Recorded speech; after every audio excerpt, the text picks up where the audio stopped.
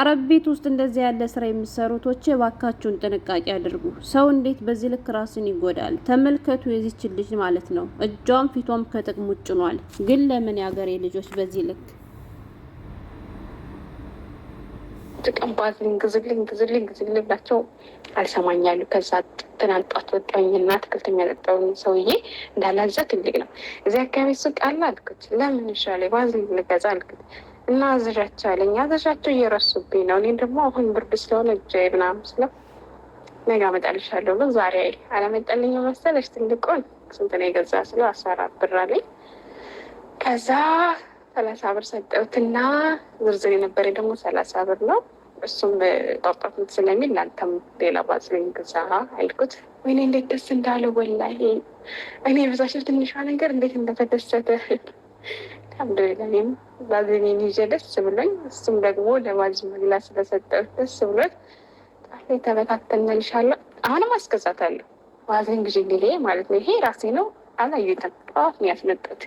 እሱን ልቀባ በጣም እጅ የለም እኔ የለ የሚንቢዎቹም ተጨምሮ የሚገበገበኝ። በስደት ዓለም ላይ ካላ በታች ያለ ነው ለራሳችን እኛው ራሳችን ብቻና ብቻ ነን። ስለዚህ ማን እንዲመጣል እንፈልጋለን? የሀገሬ ልጆች አሰላሙ አለይኩም ወራህመቱላሂ ወበረከቱ። ክርስቲያን ወገኖቼ ሰላም ብያለሁ። እንዴት ናችሁ? እኔ ያለው አልሐምዱሊላህ መይሙ ሸቃሊት ነኝ። ዛሬም በአዲስ ቪዲዮ መጥቻለሁ። አብራችሁኝ ቆዩ። ለቻናሉም አዲስ ከሆናችሁ ላይክ፣ ሰብስክራይብ በማድረግ ቤተሰብ ሁኑ። ውድ ቤተሰቦቼ የአገሬ ልጆች እንደኔ አረብ ቤት ውስጥ የምትሰሩቶቼ እባካችሁ በተቻላችሁ አቅም ራሳችሁን ጠብቃችሁ ስሩ ማለት እፈልጋለሁ። ምክንያቱም ሁሉም ነገር መቀጠል የሚችለው እኛ ጤነኞች ስንሆን ነው። ገብቷችኋል? የአገሬ ልጆች ዛሬ የምስቅላችሁ ዛሬ እንደዚህ አብራችሁ የምትኖረው መዳማችሁ አንድ ቀን ታማችሁ ብተኙ ዞር ብላታችሁ ማለት ነው። አይደለም ባዳ ይቅርና የራሳችን ቤተሰቦች እንኳን የሚወዱን እኛ ጤነኛ ሆነን መስራት ስንችል ብቻና ብቻ ነው ማለት ነው። ስለዚህ አገሬ ልጆች እባካችሁን በዚህ ልክ ራሳችሁን አትጉዱ ነው የምለው። እሱ ምንድነው መሰላችሁ? መግቢያ ላይ ቀንጨብ አድርጌ ያሳየኋችሁ የእህታችን ፎቶ አለ። እንዳያችኋት ፊቷም እጇም ከጥቅም ውጭ ሆኗል። በጣም ተጎድታለች። እንግዲህ ፎቶዋ ሶሻል ሚዲያ ላይ መነጋገሪያ ሆኗል። በጣም ብዙ ሰውን አሳዝኗል ማለት ነው የአገሬ ልጆች። በእርግጥ ያው እሷ ጉዳይ ወደ ሶሻል ሚዲያ ይዞ ስለመጣች እንጂ ከካሜራ ጀርባ ከሷ በላይ በጣም በብዙ ስቃይ በብዙ መከራ በጣም ተጎድተው የሚኖሩቶች እንዳሉ እናውቃለን ማለት ነው። ግን የሀገሬ ልጆች በተቻለን አቅም ቢያንስ በቀላሉ ማድረግ የምንችለውን ነገር ባንሸወድ ወይንም ደግሞ በችልተኝነት ትተን ራሳችን አደጋ ላይ ባንጥል ነው የምለው ማለት ነው። እሱ ምንድነው መሰላችሁ? እህታችን ለምሳሌ እንዳያችኋት እጇ ከጥቅም ውጭ ሆኗል። ገባችሁ? ለምን አብዝተን ኬሚካል ያላቸውን ነገሮች ስለምንጠቀም እና ከአሁን በፊትም ራሱ በዚህ ዙሪያ ቪዲዮ ሰርቼ ነበርና አንዳንድ እህቶች እንዲሁም እየሰደባችሁ ነበር። የሰደባችሁኝም ለምንድን ነው? አንቺ እኮ ከጥሩ ሰዎች ቤት ስለገባች ነው፣ አንቺ ከሀብታም ሰዎች ስላለሽ ነው ምናምን ስትሉኝ ነበር። አሁን ላይ ማለት ነው የሀገሬ ልጆች ለምሳሌ ዝቅተኛ ደሞዝ የሚባለው 1000 ሪያል ወይም ደግሞ 1000 ድርሃም ነው አይደለም? ስለዚህ የ1000 ሪያል እና የ1000 ድርሃም ደሞዝተኛ በወር 100 ድርሃም አውጥቶ በወር 100 ሪያል አውጥተን ለራሳችን ወጭ ብናደርግ ለራሳችን ብንጠቀም ምንድነው የሚጎዳን? እስኪ ንገሩኝ።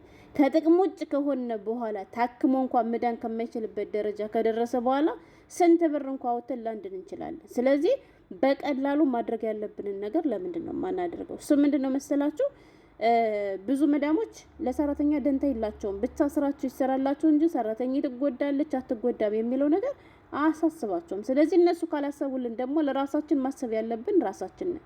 እናንተ ለአረቦቻችሁ ጓንት ግዙልን ብላችሁ ተናግራችሁ ጓንት የማይገዙላችሁ ከሆነ እናንተ ባዝሊን ግዙልን ብላችሁ ተናግራችሁ ባዝሊን የማይገዙላችሁ ከሆነ በገንዘባችሁ ገዝታችሁ ተጠቀሙ። ያገሬ ልጆች እንዳልኳችሁ አለ የሐማም ጓንት ማለት ነው። ትልቅዬ ጓንት አለ፣ ወፍራም ነው። ብትገዙት 2 አመት ሁሉ ትጠቀሙበታላችሁ። ለምን ተሎ አይቀደድም። ሐማም ስታጡ ብቻ የምትጠቀሙት ማለት ነው ያገሬ ልጆች። እንዲሁም ደግሞ አንድ የወጣችሁ ባለ 15 ብር ባለ 10 ብር ቫዝሊን ገዝታችሁ 2 ወር 3 ወር ብትጠቀሙ ምን ትሆናላችሁ? ከጥቅም ውጭ ከምትሆኑት። መግቢያ ላይ ቀንጨብ አድርጌ ያሳያችሁ ያስደመጥኳችሁን ድምጽ ልንገራችሁ በመጀመሪያ ማለት ነው። እኔ ወላሂ አንዲት ልጅ አስታውሳለሁና ከአንድ ቤት 6 አመት ነው የሰራች ማለት ነው። 6 አመት ሙሉ ስትሰራ የምሰራባት ሴቱ የተረገመች ነበረች።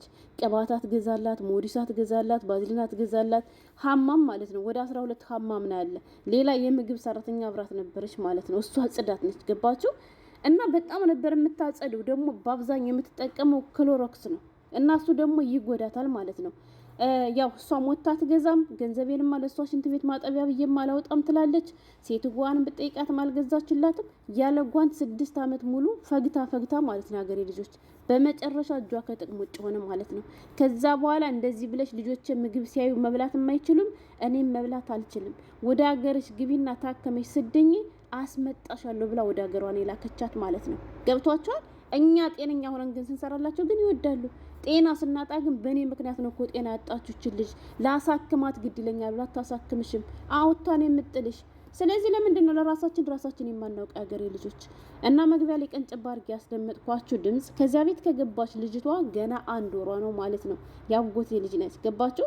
በተደጋጋሚ ከገባች ጀምራ ያው የነበረችባትን በፊት ማትነፋም ነበር መዳሟ። አሁንም ደግሞ እንደዚያችሁ ናት መሰል አላቅም። በተደጋጋሚ ባዝሊን ግዢልኝ ስላት አልገዛም አላለቻትም። ጠልቤልሻለሁ ከዱካን እሺ አመጣልሻለሁ ትላታለች ማለት ነው። ስታት ግን አላመጣችላትም።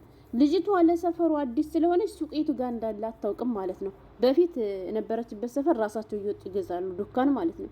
እና ከዚያ ምን አደረገች? ዘራ ወይም ደግሞ ይሄ ቆሻሻ የሚጥሉ አትክልቶች ምናምን የሚንከባከበው የለም እሱ ሲመጣላት ለሱም ገና አዲስ ነች ማለት ነው። ጠየቀችው እንዳላዘው ሰውየው ትልቅ ሰው ነው። ስለዚህ ትልቅ ሰው ማን እንዴት አሻቅብ ያዛለው አለችና እዚህ አካባቢ ዱካን አለ ወይ ብላ ስትጠይቀው ለምን ይሻለኛለች ማለት ነው። ቫዝሊን ልገዛ ስትለው እሱ ደግሞ አዋለ ሱቁ ብሎ ሱቁን አላሳያትም ማለት ነው። ምንድነው ያደረገው? ነገ አመጣልሻለሁ አላት በቅንነት። ምክንያቱም ድሃ ከድሃ ጋር እኮ ይተዛዘናል። ወላይ ድሃ በነገራችን ላይ አዛኝ ነው ያገሬ ልጆች። ከዛ እንደዚያ ስትለው ያ ሰውዬ በቁም ነገረኝነት ሳይረሳ ብሩን ሳሰጠው ዛሬ ነግረው እንደ ነገ ማለት ነው ገዝቶ አመጣላት ማለት ነው። ገዝቶ ካመጣላት በኋላ ትልቁን ነው አለችና ስንት ላይ ገዛህል ብዬ ጠየቅኩት አለች። 14 ብር አለኝ አለችና ከጀለ የነበረኝ ዝርዝር ብር 30 ድርሃም ነበር አለች። ያንን 30 ድርሃም ሁሉንም ሰጠውትና ላንተም ግዛሽ ያስፈልጋል ብዬ አልኩት። እንዴት እንደተደሰተ ወላሂ እያለች ሰምታችኋታል ማለት ነው። ገባችሁ? እኔ እንደው ሙር ልይዝባት እንዴ እኔ ስለ ሰዎች ወጥቼ እያወራው ከባንጋሊ ጋር ትጀናጀኑ ምናምን እላለሁ። አንቺ ጭራሽ ደግሞ ባንጋሊ ጋር ትጀናጀኝልኛለሽ እንዴ ምናምን እያልኳት ሙድ እያስኩባን ነበር ማለት ነው። ለምን ብትሉ ከራስ በላይ ንፋስ ነው። ገባችሁ? እኛ ስንኖር ነው ሁሉም ነገር። በተለይ አሁን ሊያስባችሁታል ብርድ ነው። ስለዚህ ማታ ሻወር ከወሰዳችሁ በኋላ ስራችሁን ከጨረሳችሁ በኋላ እጃችሁን እግራችሁን በደንብ በቫዝሊን አሽታችሁ ተኙ። ያገሬ ልጆች በቀላሉ ነገር ለምናገኘው ለምንድነው ራሳችን የምንጎደው እንዴ? ምግብም ቢሆን እየተራባችሁ አትስሩ። ወላይ በቃ እየወጣችሁ በገንዘባችሁ ግዙ ማለት ነው። ብትችሉ ጎበዝ ይሆናችሁ ኮንትራት ይሆናችሁ ቶቼ ምግብ ከሌለ ለቢሮአችሁ ደውሉ። በባለፈው በዛኛው ቻናል አንድ ቪዲዮ አካፍያችኋለሁ። በራሴ ብር ነው ምግብ እየገዙ የምትበላ ብላ ለቢሮ ተናግራ እንዴት ይሄ ይሆናል ተብሎ ለሰዎቹ ተደውሎ ሰዎቹ እንዴት እንዳንቀጠቀጧቸው።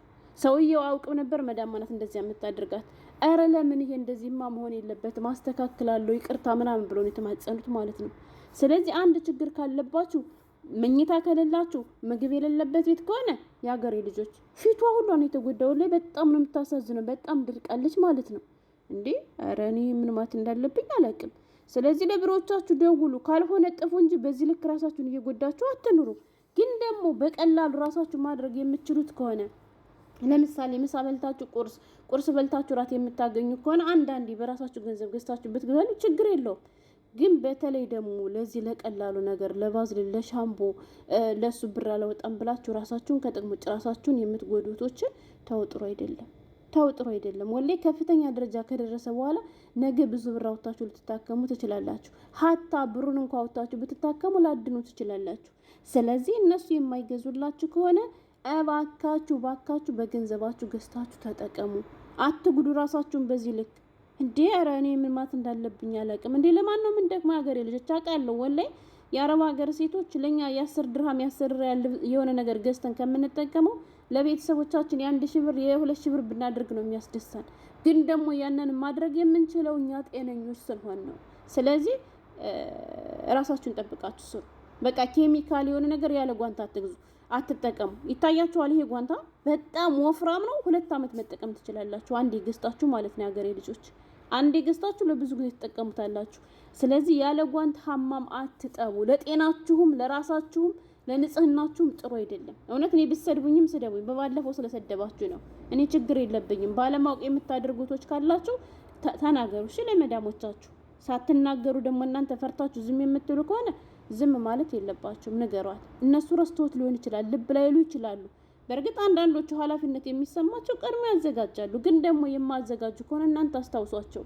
ማማ የማጥባ ጓንት የለም፣ ማማ የሀማም ጓንት የለም እፈልጋለሁ በሉ። ቋንቋ የማትችሉ ከሆነ ደግሞ እንደዚህ ሶሻል ሚዲያ ላይ ወይም ደግሞ ከእናንተ በፊት አረብ ሀገር የመጡ እህቶቻችሁን ጠይቋቸው። እነሱ ቀርጸው ይልኩላቸዋል። እኔ ለሚጠይቁ ልጆች እንደዚህ አድርጋለሁ፣ ቀርጬ ልክላቸዋለሁ። ይወስዱና ለመዳሞቻቸው ያሳያሉ፣ ይገዙላቸዋል።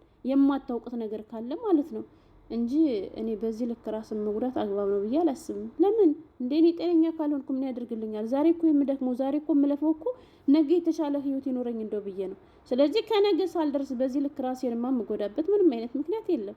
ሲቀር ይቀራል እንጂ እና ይሄን ለማለት ነበር የመጣው። እህታችን በጣም ነው ያሳዘነችን። ወላይ ከሳውዲ አረቢያ ሪያድ ነው እህታችን። ስለዚህ አንቺን ቢሆን እባክሽን ወደ ራስሽ ተመለሽ። በዚህ ልክ ቆዝመሽ በዚህ ልክ ራስሽን ጎርተሽ እስከ መቼ ትኖሪያለሽ እንዴ?